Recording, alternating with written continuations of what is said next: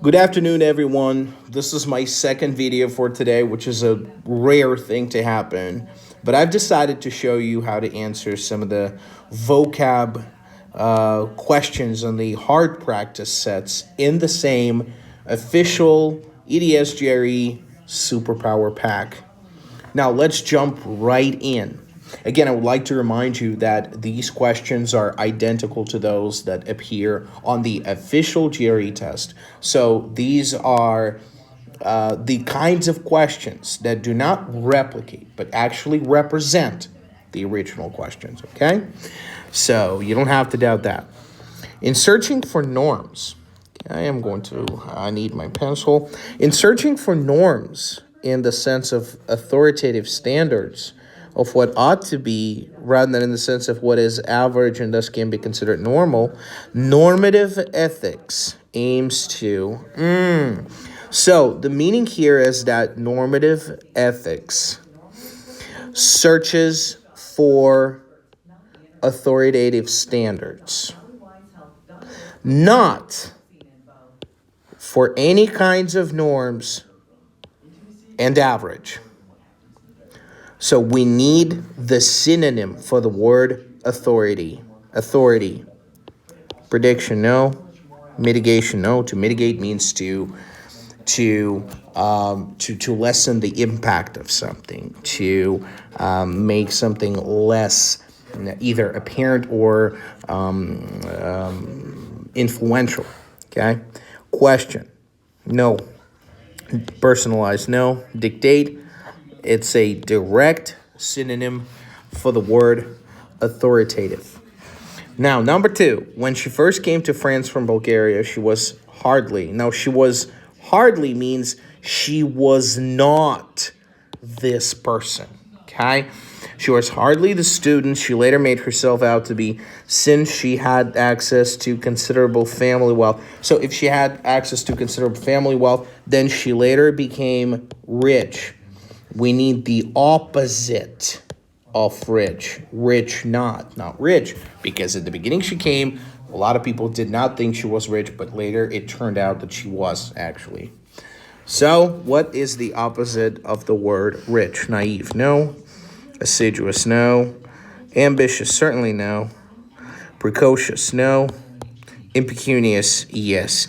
Now, this question can be figured out without any particular specific knowledge of this kind of vocabulary.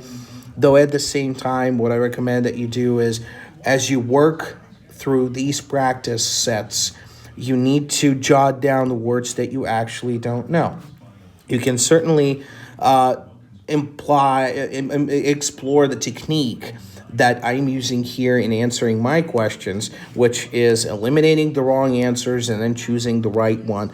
It does work, and I suggest that you do that. This is a perfect technique that works every time. Though at the same time, I recommend jotting down this word impecunious so that you remember it, okay?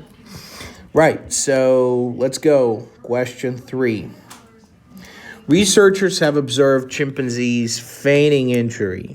That's the key word. Remember, feigning means sort of, pretending not to be, simulating, in order to influence other members of the group, thus showing that the capacity to is not uniquely human. Okay, so what they're saying here, let's zoom out and try and understand, translate this into primitive English.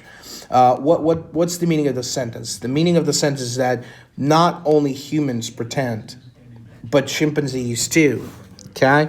So what is the word that we're looking for here? Showing the capacity to simulate, I guess, okay, to pretend that one is not injured in that case. Cooperate, it's not about cooperation, instruction. No, this chimpanzee is not instructing anybody when it's feigning injury. Conspiring, it's not a conspiracy. Yes, it is. Domination, it's not domination. Where is this about domination? This is about acting like humans, which is pretending injured when you're not, okay?